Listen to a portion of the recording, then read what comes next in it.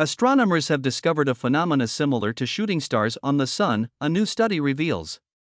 A team of astronomers from several European institutions, led by Northumbria University in Newcastle, has discovered shooting stars on the Sun. Observations from the European Space Agency's Solar Orbiter, SOLO, have revealed never-before-seen falling star-type phenomena or meteor-like fireballs occurring within the spectacular plasma displays known as coronal rain. The work will be presented this week at the National Astronomy Meeting, NAM 2023, by lead author Patrick Antolin, assistant professor at Northumbria University. Although not real water, coronal rain is a condensation process in which some of the Sun's fiery material clumps together due to sudden, localized temperature drops. The corona, which is the outermost part of the Sun's atmosphere, is formed of gas at million-degree temperatures, and quick drops in temperature produce superdense clumps of plasma that reach 250 kilometers wide. These fiery balls plummet back down towards the Sun as gravity pulls them in at more than 100 kilometers per second. The research will be published in a special issue of Astronomy and Astrophysics dedicated to SOLO's first close perihelion to the Sun. It is currently available on the preprint server AR14. In spring 2022, SOLO cruised super close to the Sun at a distance of only 49 million kilometers, a third of the distance between the Earth and the Sun, allowing the best spatial resolution ever obtained of the solar corona.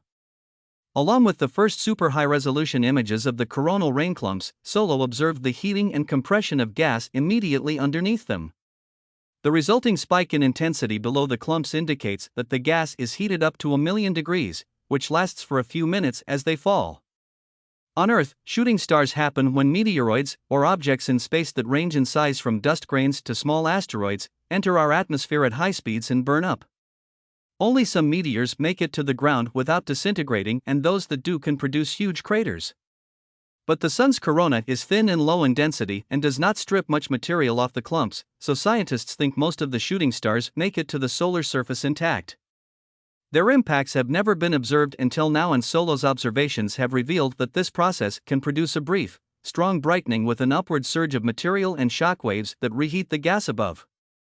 Shooting stars and meteors in Earth's atmosphere are characterized by a trace behind the meteor's path, formed when heated material underneath strips off parts of the object, a process called ablation. The same happens to comets orbiting the Sun. However, ablation does not occur in the solar corona because of its magnetic field. Instead, falling gas is partially ionized and follows the magnetic field lines, which act as giant tubes that funnel the gas. The compression and heat underneath prevents the clumps from producing tails and makes the phenomenon much harder to capture on the Sun. The project's lead author, Patrick Antolin, says, "The inner solar corona is so hot we may never be able to probe it in situ with a spacecraft." However, SOLO orbits close enough to the Sun that it can detect small-scale phenomena occurring within the corona, such as the effect of the rain on the corona, allowing us a precious indirect probe of the coronal environment that is crucial to understanding its composition and thermodynamics. Just detecting coronal rain is a huge step forward for solar physics because it gives us important clues about the major solar mysteries, such as how it is heated to millions of degrees.